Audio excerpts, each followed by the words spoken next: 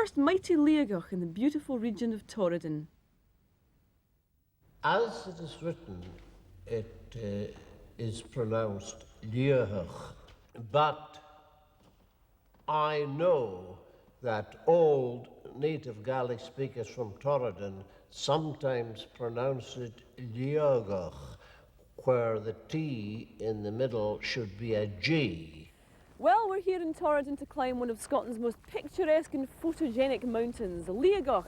Yes, that's the mountain that you always see reflected in Loch Clare behind me on the cover of those calendars you get from the grocer at Christmas. Liathach, it will say, in snowy winter's garb, or Liathach, brushed by the late evening sunshine. Where is it?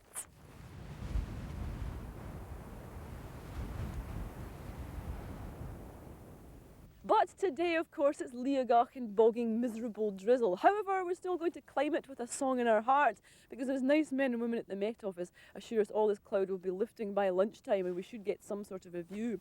Now, Liathach is one of three very exciting mountains in the Torridon region, the other two being Ben Alligin and Ben A. Liathach itself is two Munros joined by a rather scary ridge, the highest of the two peaks being 3,456 feet. We have quite a steep ascent to get onto the ridge. Liathach means the grey one. It's no relation, we just look a bit similar today. And since it's so wet and unpleasant, I think we'd probably better start. Now, it's quite reassuring on such a steep ascent to have a well-trodden path. And this one sticks close to a gorge with a dramatic tumbling burn. Well, the rather intimidating thing about Liathach is the way it presents this rather impenetrable fortress of rock behind me. However, there's a way up it. It ingeniously takes us over that crest of rock and we get right up on top of the ridge. The way it's looking today, though, I wouldn't be surprised if there's pterodactyls circling up there.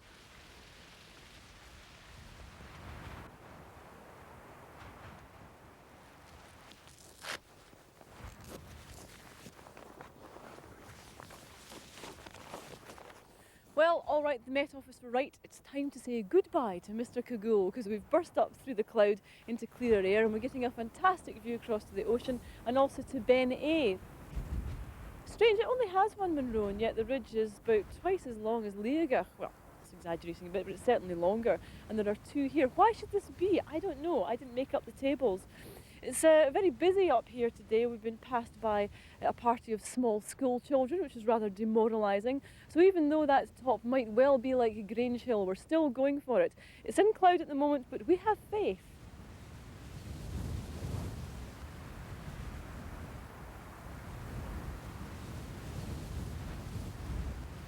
Well, we've made it to the top of the first Munro, Spidean and Choire Lèith. It's taken us 2¼ hours and the views are staggeringly beautiful.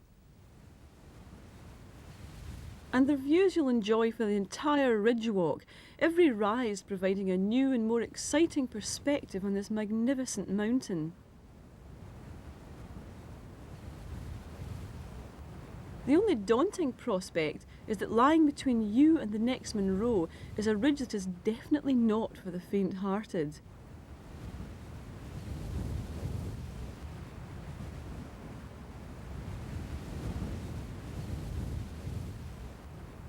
Now, if you like to keep your hands in your pockets when climbing Munros, then perhaps Liathach is not the one for you. No matter which route you take along the ridge, you're going to have to use those hands and scramble at some point. But on a clear day, it's fantastically good fun. In poor conditions, however, this is what separates the casual hill walker from the mountaineer. It may look simple in sunshine, but one false step on an icy, gale-swept day could spell disaster.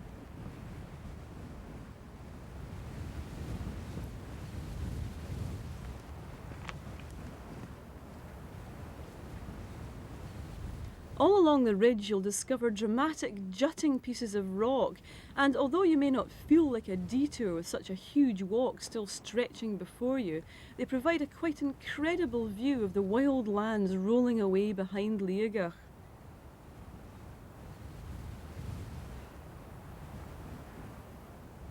For the geologists amongst you, Liathach is made up of quartzite scree on top of Torridonian sandstone, which is reputed to be amongst the oldest rock in the world, 1,000 million years old in fact.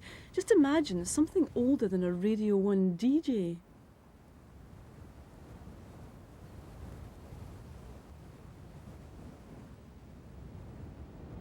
There's a choice between the bypass path or the route along the rocky crest of the ridge, but since the path cuts into steep, slippery, grassy banks, make your choice based on weather conditions and whether or not you can handle the exposure of airy rock scrambling. Whichever route you choose, it will take your breath away.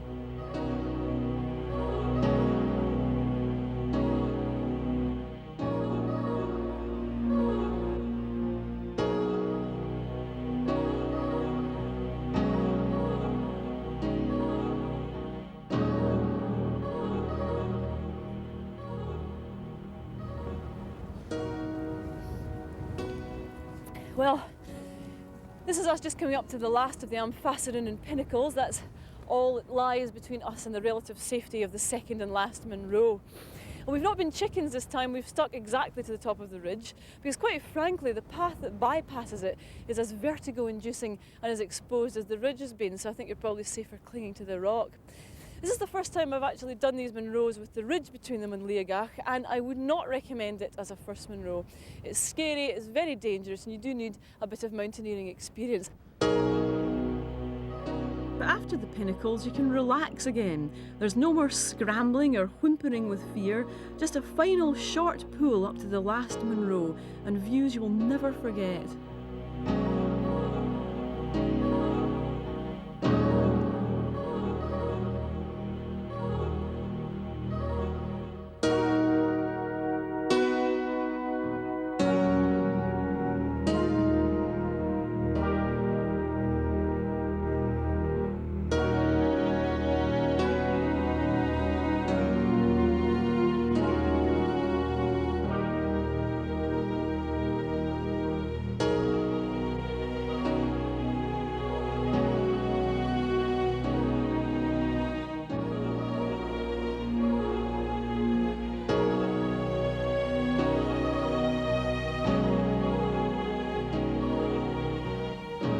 Started this climb today, it was hardly worth getting out of the car, the weather was so miserable, but now look at it. So always listen to the weather forecast or you could waste a glorious day like this one. We're on the last Munro, it's Mullach and Rathain, 3,358 feet, and because we've done this ridge walk east to west, we're now enjoying the late evening sun sparkling behind me on Loch Torridon. You can also see the hills of Skye beyond.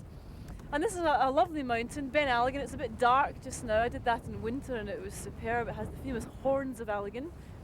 Come this way, let me show you more. That's the coastline going up past Badachro and Geology. You can just make out Loch Marie behind me. And if you come further round, you can see Liathach and Mullach possibly poking through there. Now you get a superb view of the whole Ben A ridge. And you can also see where we've just been. Ta-da! Liathach in all its glory. Beyond that, Achnashin and the hills of Loch Carron. Round here on the other side of Loch Torridon, falling off as I go, is Ben Damp. It's a lovely little mountain. It's not a Munro, but well worth doing. Well, we're just going to drop down a gully now, not literally obviously, but walking and taking great care, and emerge beside the youth hostel. It's been a fantastic day. The walk's not over obviously, coming down is sometimes harder than going up, but it's blustery, it's cold, and I'm looking forward to my tea.